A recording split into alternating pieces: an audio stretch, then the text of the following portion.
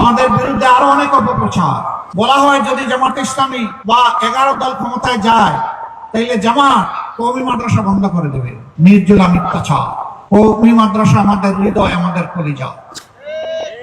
তারা ইসলামী শিক্ষাকে পূর্ণাঙ্গভাবে ধরে রেখেছেন। আমরা তাদের সাথে ডায়ালগ করে পরামর্শ করে এই শিক্ষার ম্যাক্সিমাইজ কিভাবে করা যায়, সর্বোচ্চ উৎকর্ষ কিভাবে করা যায়, তা ইনশাআল্লাহ আমরা করবো। আমরা মুখে নয়, কাজে প্রমাণ করবো ইনশাআল্লাহ। আমরা ইনশাআল্লাহ ক্ষমতায় যাওয়া নয়, সেবার সুযোগ পেলে প্রত্যেকটা মসজিদে ইমাম এবং খতিব যারা থাকবেন তারা হবেন সেই পরিচালনা কমিটির গুরুত্বপূর্ণ সদস্য।